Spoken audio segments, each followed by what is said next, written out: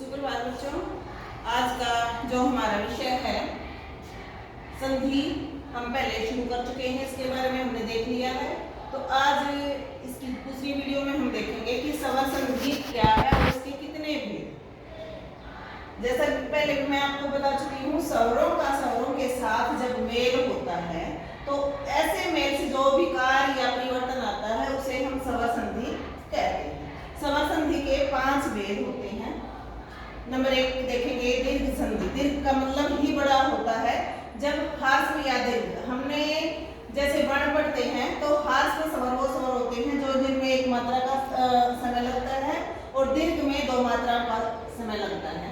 तो ह्रस्व या दीर्घ का मतलब ए ई उ से परे, मतलब इनके आगे क्रमशः ए ई उ आ जाए तो दोनों मिलकर दीर्घ, दीर्घ मतलब बड़ा, आ ई उ हो जाते हैं। अर्थात इसमें जब ए ई उ के साथ यही दूसरे शब्द वर्ण आते हैं तो ये अपना दीर्घ रूप में ये आ जाते हैं। उदाहरण देखेंगे, जैसे परम जमा अर्थ, ये मैं है, मैं के साथ ए मिला हुआ है। हमें पता है कि हमने वर्ण विच्छेद किया था।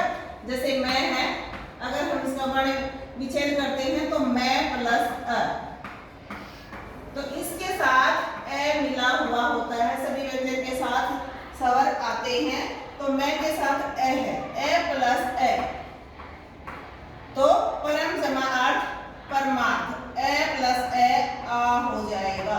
तो ये आ हो गया। तो दीर्घ संधि में चाहे ह्रस्व हो या दीर्घ हो, ह्रस्व होगा तो भी दीर्घ हो जाएगा, ह्रस्व और दीर्घ होगा तो भी दीर्घ हो जाएगा। कवि जमा इंद्र, तो कवींद्र, कवि ई प्लस ई बड़ी ई हो जाएगा, कवि जमा इंद्र कवींद्र। इसी तरह से एग्जाम्पल तीसरा देखेंगे हम, विद्या, विद्या आ प्लस आ, तो आ प्लस आ भी आ ही होगा क्योंकि अगर ह्रस्व है तो भी दीर्घ होगा और दीर्घ है तो भी दीर्घ ही रहेगा। तो विद्यालय। एक एग्जाम्पल और देखेंगे, भू जमा ऊर्जा, भू बड़े ऊ की मात्रा है ये, तो ऊ जमा ऊ बड़ा ऊ ही जाएगा ये, भू जमा ऊर्जा भूर्जा। तो बेटा जो दीर्घ संधि होती है उसमें ह्रस्व और दीर्घ, इनके सामने अगर इसी के ह्रस्व या दीर्घ आते हैं तो वो दीर्घ में जाएगा, अर्थात बड़ा हो जाएगा। नंबर 2 है गुण संधि। गुण संधि में क्या होता है, ए आ के आगे, ए वर्ग के आगे, ए वर्ग का मतलब ए में ए और आ दोनों आते हैं, इनके आगे अगर ई उ री आते हैं तो ए ओ और अर हो जाते हैं। एग्जांपल देखो, जैसे सुर, रे, रे के साथ ए है प्लस इंद्र, ए प्लस ई ए हो जाएगा।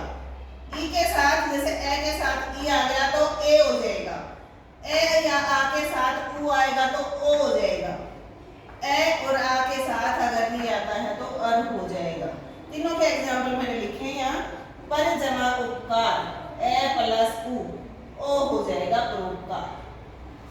राज जमा ऋषि, री, ए जमा री अर हो जाएगा राज जमा ऋषि राज ऋषि, देव जमा ऋषि देव ऋषि।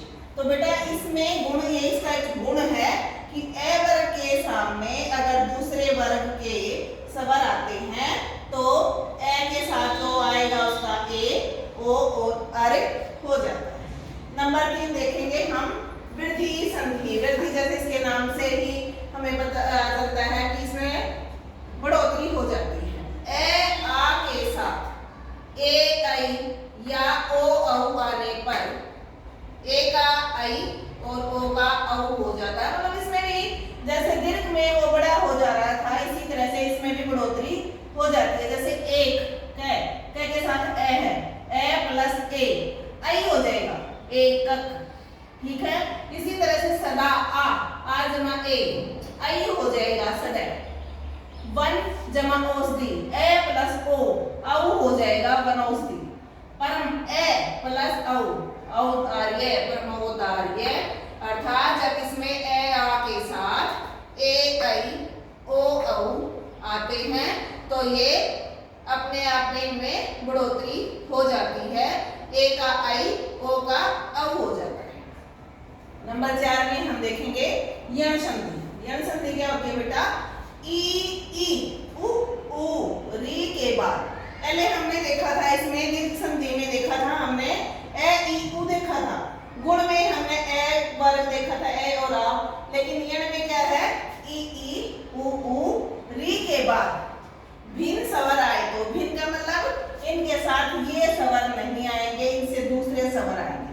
जैसे ई का ये, ई के साथ छोटी ई हो या बड़ी ई हो, दोनों के साथ कोई भी दूसरा स्वर आएगा तो ई का ये, ऊ का वे और री का वे हो जाता है। ये यण संधि में होता है। एग्जाम्पल देखो, उदाहरण देखो। यदि ई प्लस ए, ई और ये हो जाएगा यदि जमा अपि यद्यपि। सु जमा अच, उ प्लस ए, इसे बोला था ना ई उ री के बाद भिन्न स्वर, ये स्वर नहीं आएंगे, इनसे भिन्न स्वर ए आ, ये स्वर जो भिन्न होते हैं वो आएंगे।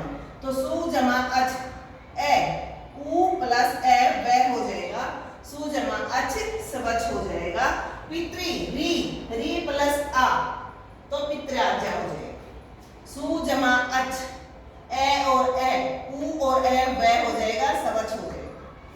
लास्ट हमारी जो स्वर संधि का जो 5वां भेद है वो है अयादी संधि। इस संधि में जब ए आई ओ औ के बाद भिन्न स्वर आए, देखो बेटा यण में देखा था हमने ई उ री के बाद भिन्न स्वर आए, लेकिन अयादी में ए आई ओ औ के बाद भिन्न स्वर आए तो ए का आई